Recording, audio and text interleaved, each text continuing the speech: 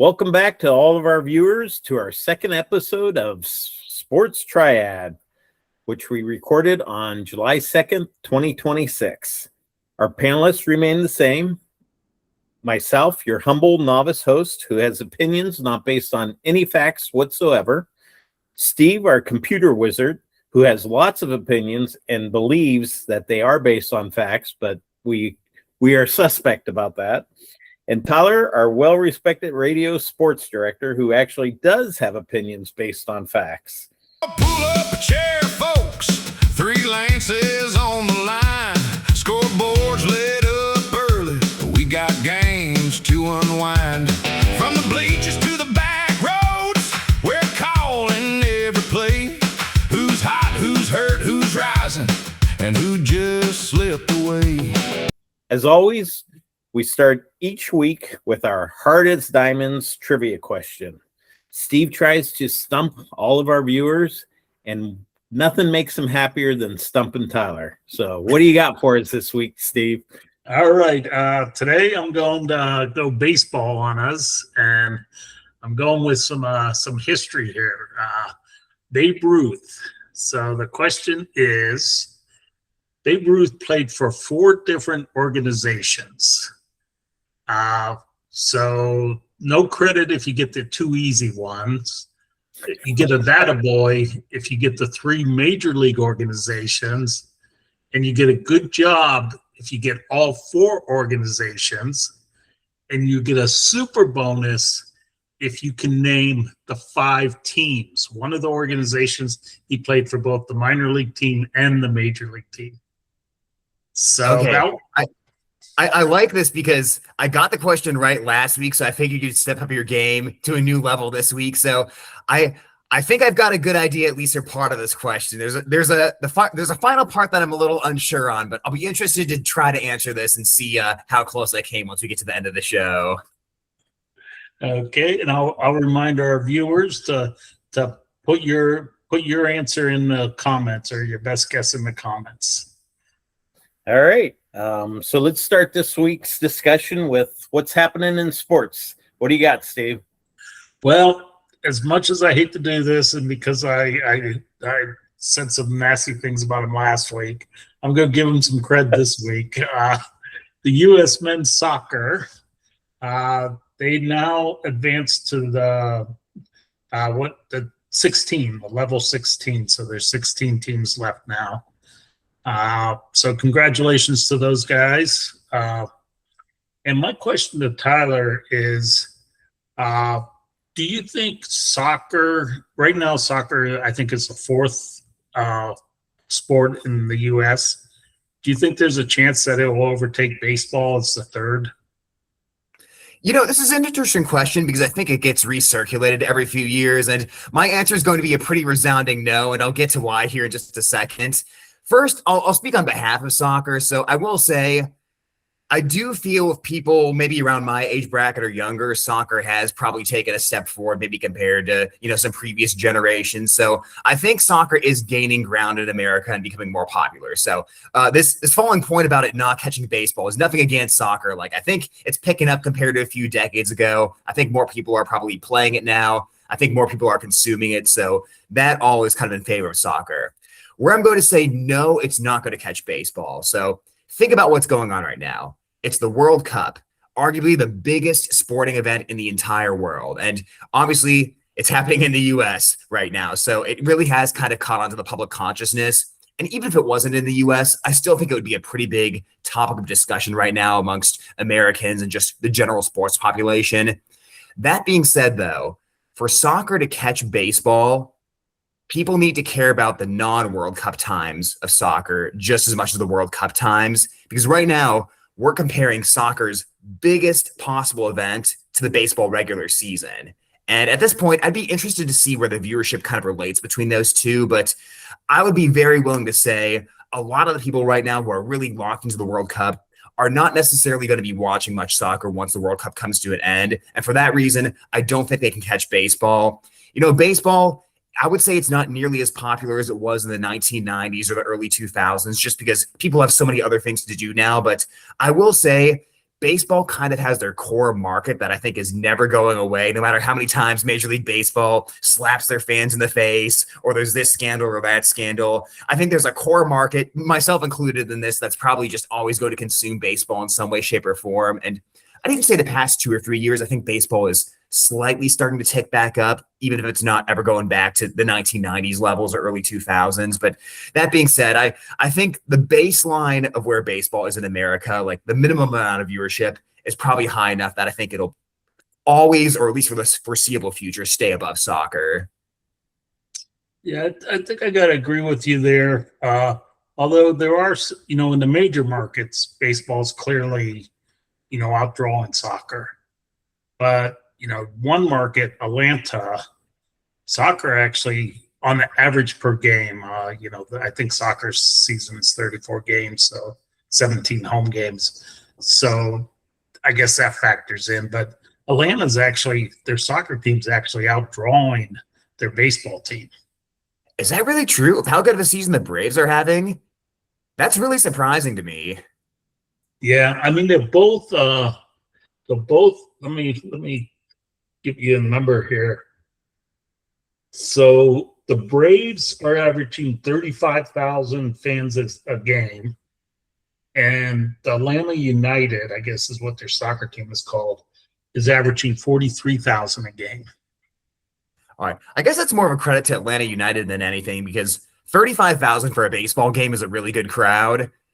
Yeah, that's impressive. I'll give them credit on that. But yeah, I'd say like Atlanta, and then I guess maybe the other like two markets I'd kind of throw in that would be like probably the biggest soccer markets in the US right now. I think San Diego is a really big one with, the Chargers going away, and, now you kind of just have the Padres. So I think soccer's kind of taken the second spot in San Diego. And then I think soccer's gotten pretty big in the Pacific Northwest. It's gotten pretty big out in Seattle, which, they're still kind of competing with the Mariners and Seahawks out there. And there's a lot of talk that an expansion NBA team will come back to Seattle. But I kind of think out west soccer's maybe caught on a little more than maybe some other areas.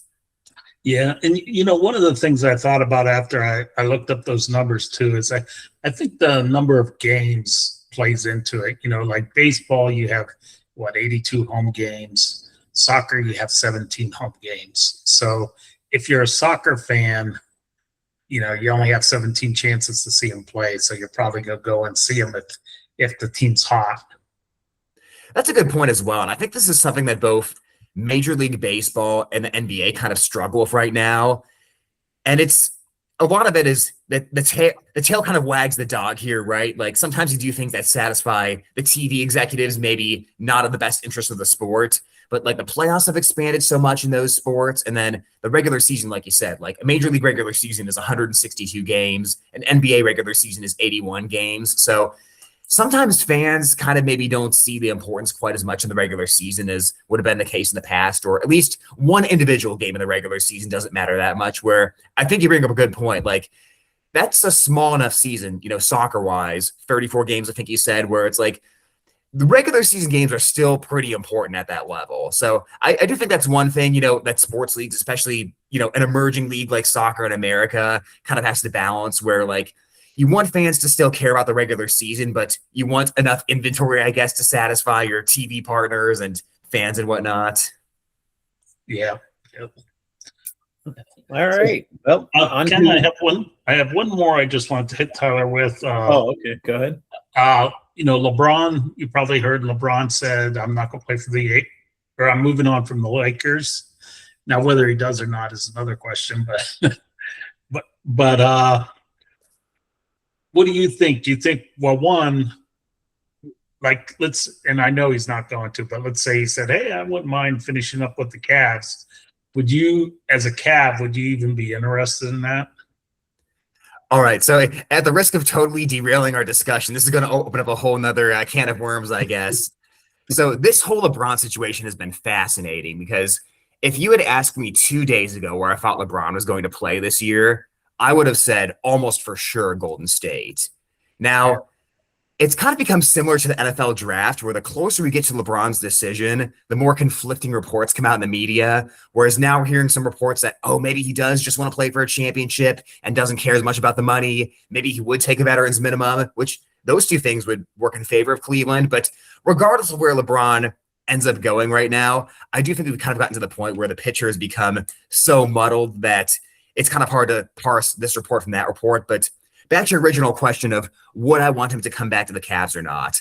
My opinion's actually kind of evolved on this compared to a couple years ago, because I think the Cavs roster building plans have evolved compared to a few years ago. So let's go back 2 or 3 years. The Cavs have their core four: Donovan Mitchell, Darius Garland, Jarrett Allen, Evan Mobley. And those are the guys the Cavs are building around. Anyone else they bring in is kind of the supporting cast. And at that time, there were some rumblings that maybe someday LeBron would want to come back and finish his career in Cleveland. And, a few years ago, I was a little more hesitant because I thought, boy, I really like this core four. I would hate to see us blow it up, to bring LeBron back. And, at what age, right? How good will he still be at that point in his career? But as time kind of went on, we've kind of seen that rendition of the Cavs sort of had a ceiling, and that ceiling appeared to be the second round of the playoffs. And I think the biggest thing is that core four group, they just all four couldn't stay healthy at the same time, especially when it came to the postseason. I think 2 years ago, that series against the Pacers really exposed that. So this year, the Cavs obviously changed their plan. They said instead of a long-term plan at the core four, we're going to trade Darius Garland. We're going to get James Harden. What does that mean? The window's right now, baby. James Harden's not going to be around forever. When you trade for someone in their late 30s, you are saying we are winning a championship now at all costs, which in that case, I'm actually more in favor of bringing back LeBron now. And yes, I know money-wise, it's going to be tough. LeBron's going to have to take a massive, massive pay cut to come to Cleveland. And whether he's willing to do that or not, we'll see. But let's say the Cavs find some theoretical scenario where they can manage the salary cap, juggle the roster a little bit, and get LeBron back and pair him up with Mitchell and Harden. I'm actually more in favor of that now because I think the Cavs have said this window is not going to last forever. It's probably a 1-year window because, frankly, I hate to be Mr. Negative, but there's a decent chance that the Cavs don't win the NBA title this year. Donovan Mitchell's leaving after this season.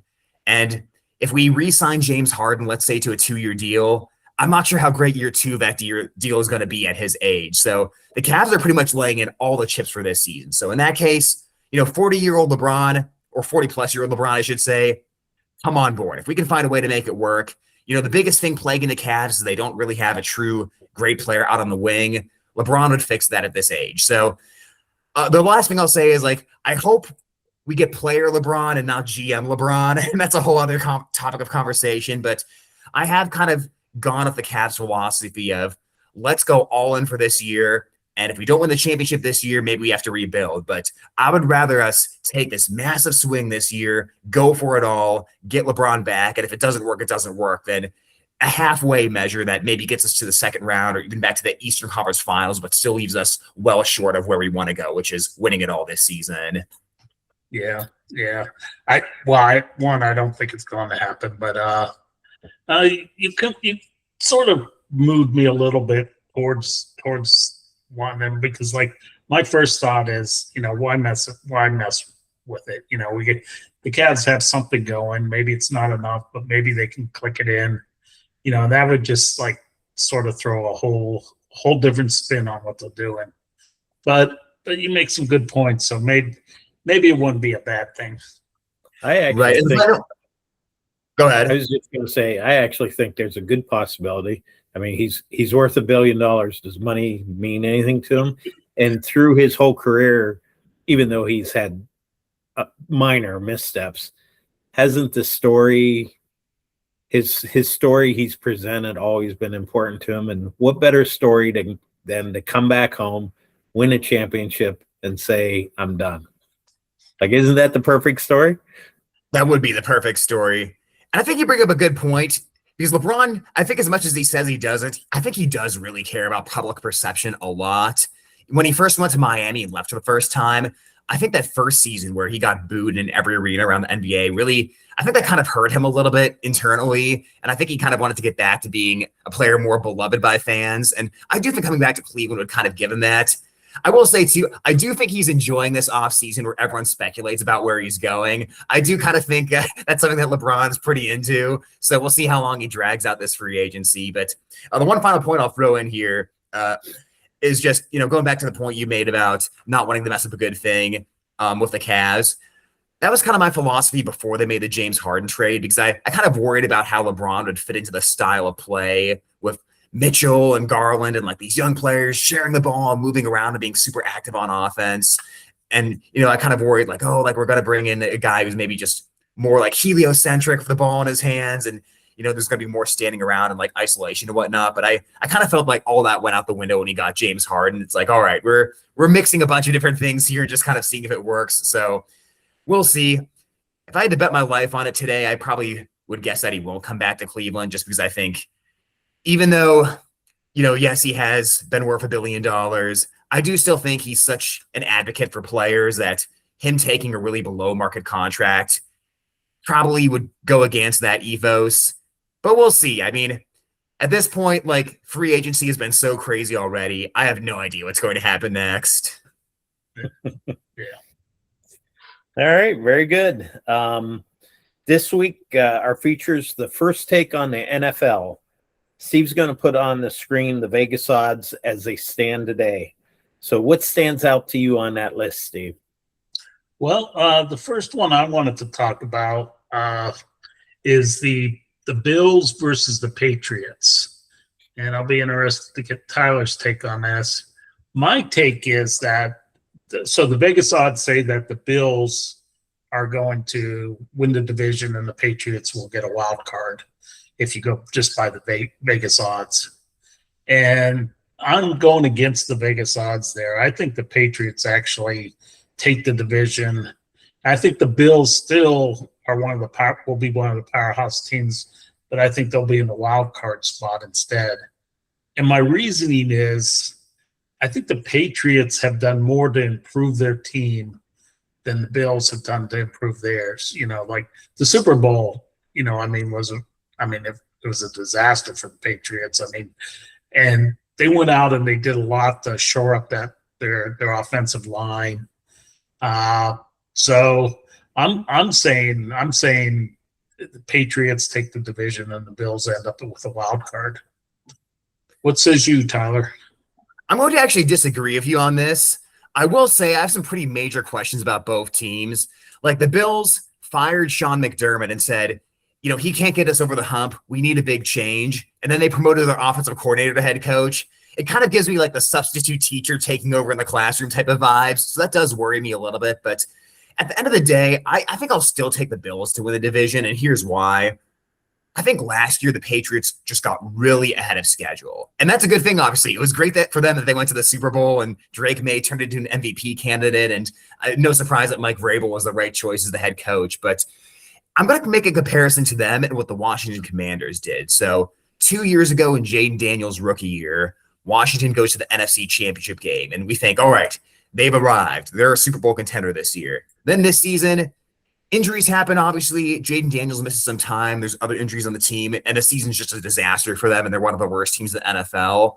And I think the lesson from that is Washington so overperformed that season that some sort of a step back was due to happen. I think theirs is kind of an extreme example, but I'll make the comparison to the Patriots because I feel even though they made the Super Bowl, their roster still needed a lot of improvement. Like you said, their offensive line was a big issue, especially in the Super Bowl. And to their credit, they did address it. The A.J. Brown trade is obviously the headliner of the offseason, true wide receiver one for Drake May. But I have a feeling that things are going to normalize a little bit this year when the Patriots play a harder schedule. I still think they're going to be a very good team. I don't think they're going to fall off to Washington levels, but I think the Patriots are going to be more in the 9 or 10 win type of category where maybe they play similarly to last year, but I think the tougher schedule will give them a few more close losses. Plus, I do still think they need one more offseason to really get their defense to a championship type of level. I'm not as concerned about their offense, but I still think they'll be a step behind the Bills and probably in the wild card tier. And I'll just say with the Bills, I think their offensive line is just so dominant, and it gets overlooked because of how good Josh Allen is. But last year, the way the Bills ran the ball in the second half of games, and especially you combine the power running of a huge quarterback like Josh Allen with a great running back like James Cook and a line that just mashed teams in the second half, I think the offensive line for the Bills will kind of set the floor. I think the only thing that will stop the Bills from at least having a very good season is a Josh Allen injury, obviously. But I've got the Bills still sneaking out the division over the Patriots. Do you think Drake May is for real? Do you think he just had like a great beginning season and now teams figured him out? I think he's for real. I think more often than not, when a quarterback shows that level of play, they're not going to have a huge drop off. Maybe he takes a tiny step back this year and doesn't finish second in the MVP balloting, but I'd be very surprised if he wasn't at least a top 10 quarterback because, like I said, last year's roster was an incomplete team for the Patriots. You know, their offensive line was, I'd say, average during the regular season and got exposed in the postseason to a certain extent when they played better teams. But I think Drake May overcame that. And the fact that you added A.J. Brown, like I'd be very surprised if he wasn't a top 10 NFL quarterback this year, even if he's not in the MVP, 1-2 discussion. Yeah. I think I kind of agree with you. And I think they'll coach him a little more on, he took 47 sacks. I think he was like, there's only 3 other quarterbacks who took more. So, but that's something that, as you mature, you learn how to avoid those. Yeah. One of my football hot takes, I'll just throw this out here briefly. I actually think we blame offensive lines too much for sacks. I think it's the quarterback's fault way more often than we think. And I'll say vice versa for interceptions. I think interceptions are a quarterback's fault, like way less than we think, whether it's like the receiver ran the wrong route or something like that. But I do kind of think quarterbacks don't get blamed enough for sacks. So I think you're right there where that's probably the next step in his game this year where he's got to kind of learn like better footwork in the pocket, like getting the ball out a little quicker and taking less sacks this year. Okay. Well, what about the Rams, guys? What's going to happen there? Steve? I'm for the Rams, man. I think they definitely win the division. I think they get the bye, and I have them in the Super Bowl. I have them winning it all. How about you, Tyler? Yeah, if I recall correctly, as I'm looking at this graphic here, the Rams have the best Super Bowl odds, and I think the Seahawks have the second or third best odds. And I mean, it's deserved. I mean, the most talented roster in the NFL is the Rams, and it's not just because they traded for Myles Garrett. That Trent McDuffie trade of the Chiefs earlier in the offseason, that's a big deal too. I mean, the Rams have traded pretty much all their draft picks to go all in here for the next couple of seasons while Matt Stafford's still around. The one thing that's going to actually dissuade me away from picking the Rams to win the Super Bowl this year is I think they play in arguably the hardest division in football. Seahawks are the defending Super Bowl champions. 49ers, in spite of a boatload of injuries last year, got to the divisional round where they actually played the Seahawks. Who knows? Maybe they would have gone further if they hadn't played the Seahawks. And then the Rams were in the divisional round last year as well. And then the Cardinals are also one of the 32 teams participating in the NFL season. They'll play their 17 games this year. But, 3 really tough, bona fide, at least playoff contenders, if not Super Bowl contenders. I think that division and really the NFC as a whole will kind of beat each other up a little bit. I just think the NFC playoff picture will be such a gauntlet that even though the Rams may be the most talented roster, I could see them getting picked off by, say, like the Eagles or the Packers on a given day, where even if those teams maybe aren't quite as talented as the Rams, you just go for this postseason gauntlet where you're playing another Super Bowl caliber team. My kind of dark horse pick this year, and I'll let you guys react to this if you think I'm crazy or not. I was high on them last year, and I am this year too. I think a dark horse pick is the Houston Texans in the AFC. Oh, and part of the reason I think that, I think the AFC is just a lot weaker than the NFC, so I think it's an easier path to the Super Bowl. But this defense is so good. And I think there's a certain type of team that tends to win a Super Bowl these days. I think, you go back a few years ago, it was supernova quarterback with big play weapons. And I think that's still important, but I think now it's teams that are just really good in the trenches. The bad news for the Texans is they had one of the worst offensive lines in the league last year. One of the only teams you could argue had a worse offensive line than the Browns, but they made a bunch of changes on the line in the offseason. And I think if they can at least get to average, that'll be fine. But their defense, I truly think the Texans have a top 5 player at their position, at each position. Like Will Anderson, I think is a top 5 edge rusher. I think in the secondary, Jalen Petrie is a top 5 defensive back. I think Derek Stingley is a top 5 defensive back. I think Azeez Al-Shaair, their linebacker, is a top 5 linebacker in the NFL. Like their defense is going to be at least top 3 in the NFL, if not the best. And then I guess the elephant in the room, obviously, is CJ Stroud, just because he had such a bad year last year. And I think after that really good rookie year, the last 2 seasons, he's kind of fallen off a bit, but I think I'm just one of the lone occupants still on CJ Stroud Island. I think he's still a good NFL quarterback. I just think the offensive line was such a disaster the last 2 seasons that it would have been hard for anyone to succeed in those circumstances. Like, if the Texans even just get to like a slightly below average offensive line, I think they'll be Super Bowl contenders. Like, they've got a good wide receiver one with Nico Collins. I think adding David Montgomery will really improve their run game.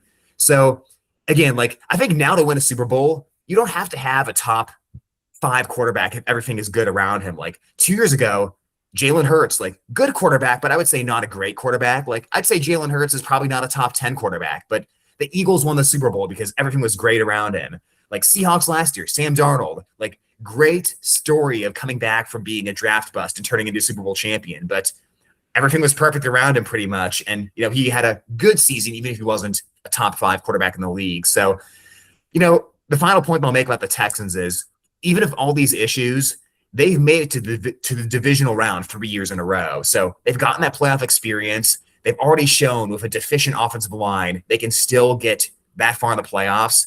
And without a total meltdown by CJ Stroud last year against New England, I think the Texans win that game. So I think Houston takes the next step this year. And they're kind of they're my dark horse Super Bowl team. Do you guys think I'm crazy, or do you think I'm onto something there? So there's a lot to unpack there, Steve. There's even some facts. What do you want to throw out, Steve? Well, so you're taking, just so I can understand this, you're taking Texas over the Bills. Yes, I'm concerned enough about the Bills' hire of Joe Brady that I've got to kind of see it first. And look, at the end of the day, like, I would not be surprised if the Bills made it to the Super Bowl. Like, that definitely could happen, but I think sometimes we got to get a little excitement in, right? We've got to make some bold picks. And, like, that's my bold pick, picking the Texans. And I'll even say, too, like, I remember last year, I don't know if it was a Monday night game or a Sunday night game, but it was a primetime game. I do remember the Texans' defensive line of Danielle Hunter and Will Anderson kind of manhandling Buffalo a little bit. So I could see that happening again. Even, like, Texans are a warm weather team, like a dome team, obviously, but they're the kind of team that could go to Buffalo and win just because of how physical their defense is. Well, I mean, Seattle showed that you can, they definitely won that Super Bowl with their defense, so maybe, right? But yeah, for my AFC team, and I even hate to pick them, but I'm going to the Ravens. I think the Ravens are going to do it. I think Lamar is finally going to stay healthy the whole year. I think he's going, and I think they're going. Although they did switch head coaches, so I don't know how often I guess it happens often enough that a head coach comes in and takes the team to the Super Bowl. What do you think of that, Ravens? I'll push back against the Ravens for a couple of reasons. So I do think their top end talent is, yes, like, potentially capable of winning a Super Bowl, but one, I do think that head coach change is going to make a difference. Harbaugh was there, 18 years, and that's going to be a big change deal for the locker room. Like, I think people generally think Jesse Minter was a good hire, and he potentially is, but I don't know if that's going to be a smooth transition right off the bat.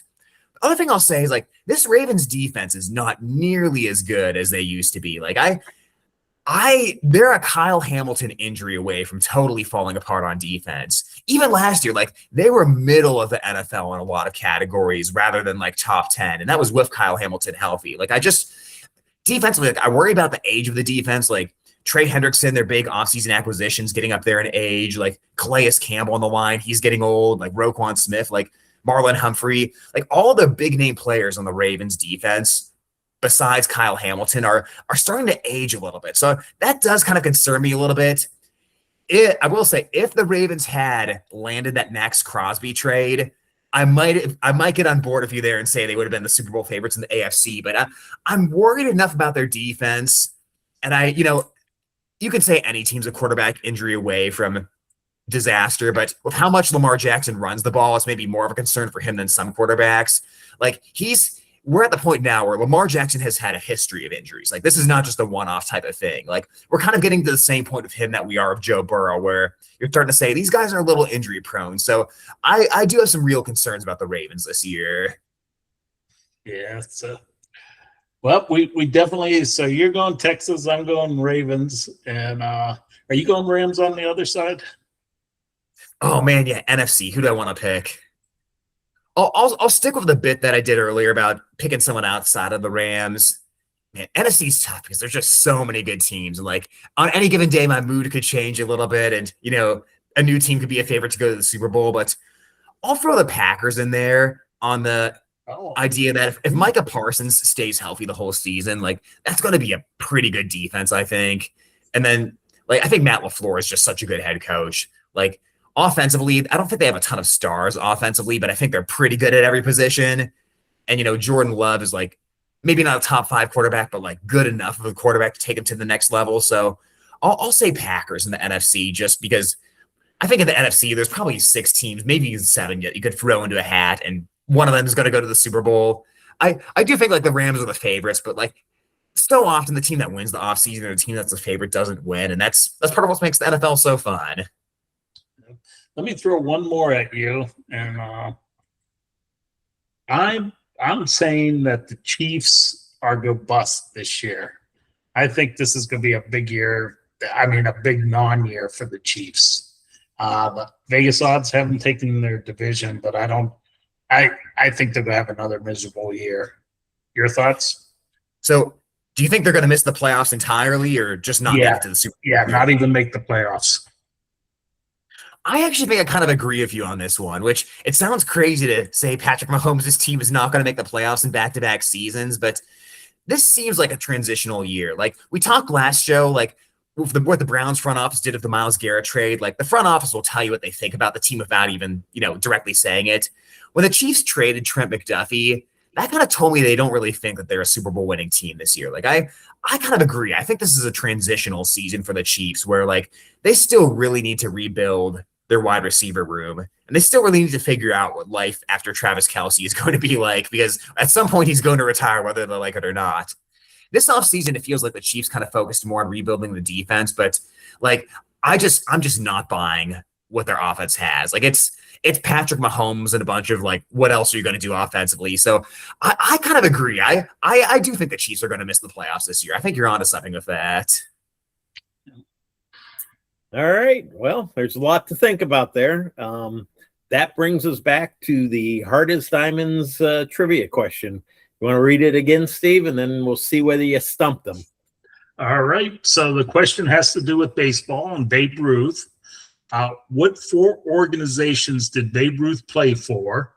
No credit if you get the 2 easy ones. You get an attaboy if you get the 3 major league organizations. A good job if you get all 4 organizations, and a super bonus if you can mention all 5 teams he played for.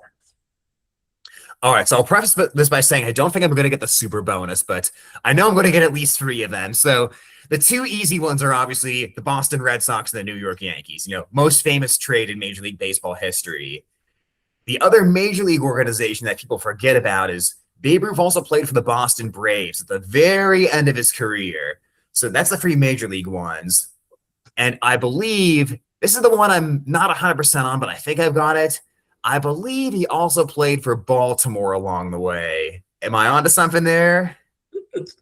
Yes. The Baltimore Orioles, although it's not the Orioles that we are thinking of, it was a minor league team, the International League. They were the ones who originally signed him, and he started his career there with the Baltimore Orioles, minor league team of the International League. All right, so I got the 4 out of 5. Unfortunately, I'm not going to get full credit this week because I don't think I can get the 5th one, but I'll be interested to hear what the answer actually is for the 5th one. So the 5th one is the Boston Red Sox minor league team. And so Babe Ruth came up with the Boston Red Sox and immediately started with them, but they sent him down to their Providence AA team, the Providence Grays, I think they're called. And so that's the 5th club he played for. He pitched a few games for them down there. I think he got called back up before the season was over, but he spent a little time in Providence also. I heard that a long weekend there, Tyler. 4 out of 5. 4 out of 5 is pretty good. I mean, the 5th one is almost, that's near impossible for me. If anybody got all 5, that's gonna be incredible.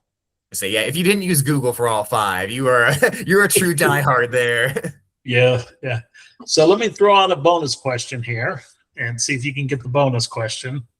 So Babe Ruth had a pitching record, and he pitched 29 2/3 scoreless innings for the Boston.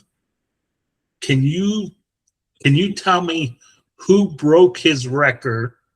And this is World Series games, World Series innings. So he set the record at 29 2/3, and it stood, and I'll give you the year just to make it fair. 1961 New York Yankees pitcher broke the record with 33 scoreless innings.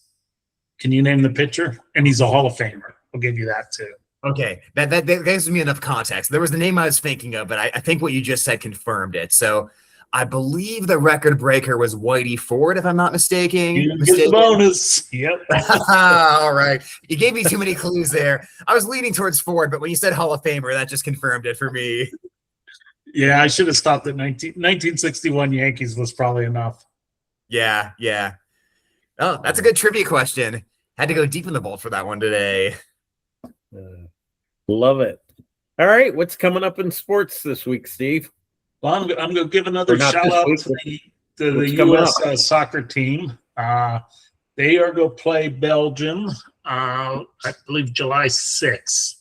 And if they win that game, then they'll be in the round of 8, which the only other time they did that, other than the very, very, very first World Cup, was they beat Mexico in 2002 to get to the round of 8 before Germany knocked them out. So I'll give them another shout out. All right, I'll give them a shout out too. You know, we've got the 4th of July coming up this weekend, even the days around that. We've got to defend our home turf on the 250th anniversary. Come on, USA, let's get it done. Absolutely.